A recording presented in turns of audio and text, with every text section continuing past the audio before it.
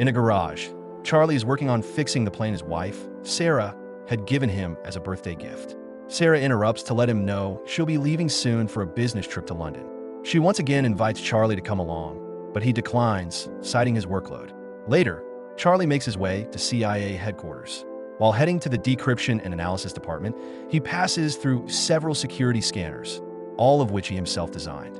Once at his desk, Charlie receives a cryptic message from Inquiline, a mysterious figure he has been communicating with for years. As always, they offer highly sensitive intelligence, but this time, they warn him the documents could endanger the CIA itself. Charlie tries to guess their location, throwing out Istanbul, but Inquiline evades the question. He begins to analyze the documents, but, to his surprise, even he can't crack the code. After his lunch break, Charlie returns to his office and receives a call from Sarah, who informs him that she's arrived safely in London. However, Charlie already knows he's been tracking her. Their conversation is brief, as Charlie is eager to return to the puzzling documents. Still unable to decrypt them, he brings his computer to a restricted area with more advanced tools to assist him. Eventually, he manages to unlock the documents, and what he discovers stuns him. They contain top-secret files revealing that a drone strike had been disguised as a suicide bombing. News reports claimed 150 casualties, including members of the French Special Forces and Danish Marines. The entire operation was orchestrated and later covered up by Chief Moore, who also happens to be Charlie's boss. That night, Charlie tries calling Sarah, but she doesn't pick up. He leaves her voicemail. The following day at the CIA, Charlie is surprised to see Moore waiting for him. Moore escorts him to the office of O'Brien, the recently appointed director. O'Brien breaks the devastating news. There has been a terrorist attack at a London hotel, and Sarah is among the victims. Charlie is in disbelief and demands to contact Sarah. Moore turns on the news, which shows coverage of the attack. According to the report, terrorists stormed the hotel, took hostages, and killed 2 of them. Moore then plays the hotel's security footage, which captures the chaos, confirming Sarah was indeed one of the victims. Back home, Charlie is swarmed by reporters. Police try to control the scene, and a friend helps Charlie slip into the house unnoticed. The next day, Charlie confronts Moore and Supervisor Caleb.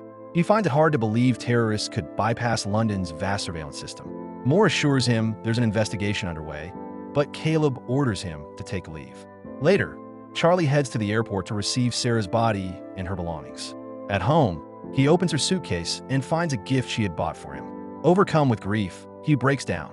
Tired of grieving in solitude, Charlie returns to work and uses the restricted system to access the hotel surveillance footage along with nearby street cams. He pieces together a timeline of events and presents it to his superiors. The footage reveals the terrorists stole a vehicle from the East End, entered the hotel through the service entrance, and meticulously erased all traces of DNA and fingerprints. It appears they were scheduled to meet with an Indonesian firm called Impact Investments, but something went wrong. A confrontation broke out in the corridor. A guard reacted, prompting one of the terrorists to open fire. One guard was killed, while the other was critically injured.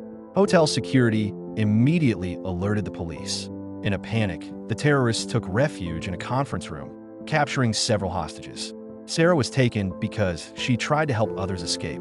Using facial and voice recognition software, Charlie identifies the 4 culprits: Mishka from Moscow, a South African ex-Special Forces soldier named Lawrence, mercenary Horst, and a former intelligence officer named Gretchen. Seeing no reaction from Moore or Caleb, Charlie realizes they were already aware of this information. They inform him the situation is being handled and recommend he see a therapist. The following day, Charlie conceals a microchip inside his ID badge and sneaks it past the scanners. At his office, he prints the classified documents and uses a skimmer to create a digital backup. That night, Charlie visits a bar and stares at a jukebox. The next morning, he confronts his superiors again. He lays out all of Moore's past covert missions, including bombings in Syria and Yemen that resulted in massive civilian casualties. Charlie then reveals he's activated a dead man switch. If he fails to input a code every 5 hours, the information will automatically be sent to major media outlets. In return for his silence, he demands full CIA training, new identities, weapons, money, and access to Sarah's killers. After leaving the meeting, Charlie vomits from the overwhelming stress. Back at headquarters, Moore suspects Charlie is bluffing, but Caleb argues they can't take that chance. They plan to verify the dead man switch's existence and eliminate Charlie later, possibly during training. Soon after, Caleb and his team investigate how Charlie copied the files. They suspect a printer skimmer and find footage of him purchasing a magnetic strip. They still don't know how he smuggled it in and out. Searching his home and movements, they discover Charlie visited a bar twice. At the bar, they inspect the jukebox and find an ABBA CD. It only plays static. Suspicious. They remove the disc, suspecting it's a data device. Meanwhile, Charlie has arrived at a CIA training facility, where he's greeted by Colonel Henderson. During firearm training, Charlie struggles. He can't shoot accurately unless he's extremely close to the target. However, his skills in bomb-making impress the instructors. Henderson then pressures Charlie to memorize his new identity, even while being physically and emotionally pushed to his limits. That night, Henderson tells Charlie he's not a killer. Charlie insists he wants justice. Henderson gives him a gun and asks him to aim at his chest. Charlie's hands tremble, and he ultimately lowers the weapon. Elsewhere, analysts spend hours decrypting the CD until they confirm the dead man's switch was a bluff. They inform Moore, unaware that Charlie had planted a listening device, the microchip on his ID badge. When Moore realizes this, he directly contacts Charlie and accuses him of treason. Charlie removes his earpiece and boards a plane. Charlie arrives in London and quickly makes his way to Paris. When his fake passport triggers a CIA alert, Moore dispatches Henderson to track him down. In Paris, Charlie books a hotel near a restaurant frequently visited by Gretchen. Once he spots her, he starts tracking her phone. He follows her to her apartment building and sneaks in when another resident exits. Using an online tutorial, he picks the lock and enters Gretchen's apartment. He snaps photos of her schedule and discovers a firearm in a drawer, which he takes with him. As his tracker notifies him of her return, Charlie hides in the stairwell. But when she finally enters, he can't bring himself to shoot. Disappointed, he returns to the hotel and imagines Sarah is there to comfort him. After calming down, Charlie studies the photos and learns Gretchen frequently visits a hospital. Hacking her medical records, he discovers she has severe pollen allergies. The next day, he purchases a large quantity of flowers and follows her to the hospital. Disguised as a doctor, Charlie sneaks into the exam room while Gretchen is undergoing tests. Once the real doctor steps out, Charlie locks Gretchen inside the machine and begins flooding it with pollen. She starts panicking and screaming, while the staff outside hears the commotion, but the door is locked. Gretchen begins to weaken due to her allergies, and Charlie offers help on the condition that she tells him where Horst is, the man who shot Sarah. But the allergic reaction makes it hard for Gretchen to speak. Concerned, Charlie unlocks the chamber, only for Gretchen to shove him against the desk. A fierce fight erupts. They crash into furniture, tossing each other around the room. Charlie eventually pulls out his gun, but Gretchen manages to overpower him and escape through the door. Panicked, Charlie chases her into the street. Before he can fire, a car slams into Gretchen. Horrified, Charlie forces himself to get close and grab her phone. He then flees the scene, tossing his bloody lab coat into a trash bin. Back at the hotel, he washes off the blood and packs up his belongings. That night, he buys a bus ticket to Marseilles. The CIA is soon informed of Gretchen's death. O'Brien questions Moore, who simply states it seems she was killed by someone from within the agency. Later that night, Charlie drinks heavily at a bar, haunted by guilt. He sees a woman dancing who resembles Sarah, but it turns out to be a stranger. Suddenly, he spots Henderson approaching. Alarmed, Charlie pushes through the crowd and escapes, ducking into another bar. Henderson tracks him there as well, prompting Charlie to lock himself in a restroom. With no windows and no exit, he's forced to come out. He sits with Henderson at the bar and reveals a timer on his phone. Seconds later, a bomb explodes in the bathroom. Amid the chaos, Charlie escapes, and Henderson loses track of him. The phone's tracker is destroyed. The next morning, Charlie contacts the mysterious Inquiline for assistance and boards a cargo plane to Turkey. In Istanbul, he enters a restaurant and texts her. As a man's phone rings nearby, Charlie tries to approach, but a woman stops him and tells him to check his own phone. It's her Inquiline. She already knows about Sarah and instructs him to hide his hat and bag inside a shopping bag. She tells him to pretend to shop and later meet at a garage. When they reunite, she drives him to her home, explaining that she became a hacker 6 years ago after her husband, the CIA asset working with Russian intelligence, died. He was the original Inquiline. Official reports said he fell from a window. At her house, her longest refuge so far, Inquiline admits she's tired of running. If the Russians come, she's prepared to end it herself.